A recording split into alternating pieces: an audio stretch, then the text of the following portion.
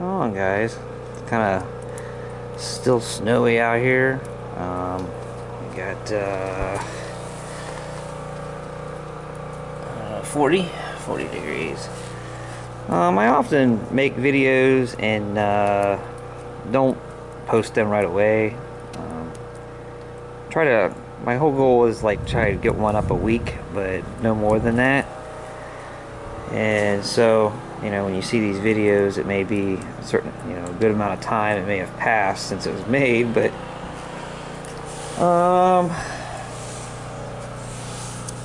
300ex brake calipers. There's things about them that I like and things about them I don't really like. Like these guides, the slider pins.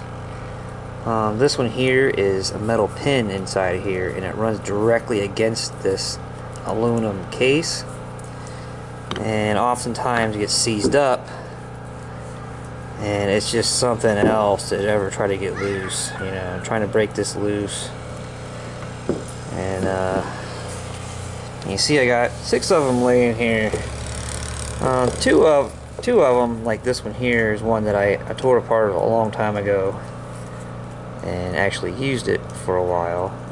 The 2 that I fixed up, I tore them completely apart, cleaned them all up, got everything to move, but the pistons was extremely worn. Basically somebody used the piston as a brake pad. So what I'm going to try to do with these is try to get 2 pairs that work. There is some here that I did try to loosen up. Actually, I think it's these black ones, and there was just no breaking that loose. Pretty much, it's possible maybe I could just cut it off and then try to beat it out of there or heat it up and then get it out. But they good brake calipers. It's just they should have made that pin in here out of stainless steel. From the factory, I think it's chrome plated, maybe. But yeah, I got some here that kind of wears funny due to certain things, and some that's froze up, pistons worn out, worn crooked. So pretty much I like to get 2 sets of them going because I got kind of a bike in process, hanging on the wall there, and this 300ex Rhino thing. It's gonna need a set on it. I currently have 2 bikes right now. This was a 250X. Now it's a 300ex, and I also have a Chinese bike that is the whole bike's 300ex, but it has a Chinese engine. And you see here, this is not a 300ex brake caliper. I actually made adapter plates that adapts Chinese brake calipers.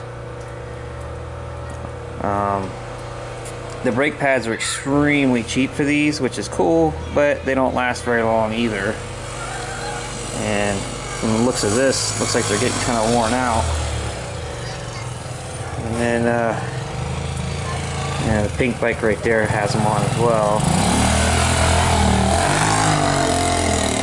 But hoping they'd ride away. But yeah, these work out pretty good for me, and I'll probably just leave them on there, and they're cheap to replace too. They're like $10, $15, $20, for the whole brake caliper. And kind of going back to the rebuild project on these, is that a rebuild kit for these is $20 to $30. And the rebuild kit comes with various things and not always the same things. These bleeders, these little rubber pieces, these pins, sometimes a piston, sometimes not. You get some things and not others. And right now there's a person on eBay selling these as pairs. It's an aftermarket though. It's the identical bolt up, everything uses the same brake pads and everything, but it is an aftermarket. But you get 2 of them for $95 shipped. So whenever I rebuild these, I pretty much try to use what I have and nothing more. Here's what I was able to come up with, was just or a set out of the whole pile of junk here, and pretty much I was able to come up with all pretty nice stuff. So they're not like new condition, but they are everything's freed up. Everything travels freely. The black ones, I wasn't able to get hardly anything off them. The best thing about them was the pistons. The pistons still had the little plastic insert in the center, and wasn't worn funny or anything. And the reason that I wasn't able to get two sets was this Allen right here stripped out, and so wasn't able to get it apart. And pretty much to have all the best rubber pieces and things like that, I was only able to get pretty much one set worth of stuff out of it. The things I do like about these is the fact that the brake pads do have like pins that holds them in. So no matter how bad you wear these, you can go steel to steel and indefinitely, which isn't a good thing. But if you're out riding in the middle of nowhere and you don't want your pad to come out, whereas these Chinese ones, it's another set that I redid. Once this pad gets so thin, it's able to kick it out. So you can be riding along, all of a sudden you don't have any brakes because the pad got too thin, and pretty much once it gets past this metal bracket, it kicks it out, or it gets jammed in between the rotor and the metal bracket. Things I don't like about the Honda ones, or actually these are the same calipers as on Yamahas, Suzuki's, Kawasaki's. A lot of them use this same caliper. The slide pins, this one right here, seizes up, and if you can't, push it back and forth, you're not going to be able to turn it free. And another thing is that in order to get this metal bracket off of here, you have to turn that slide out. You have to take it out in order to get it off. Whereas the Chinese one, you need to unbolt this.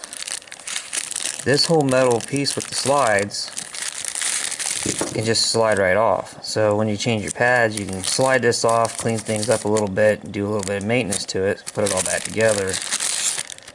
So there's a benefit with it. But mostly I use these Chinese ones just because they're cheap, and this isn't a direct bolt-on Chinese one. This is what I was just describing a little bit ago, where I had to make an adapter plate. It's like extremely cold out here, guys, so excuse me if I'm like stuttering across myself and shaking. But yeah, so I guess two of them is better than none. I'd kind of been doing anything with these off just because they're kind of a pain in the butt to work on. But I guess I'll catch you guys later, and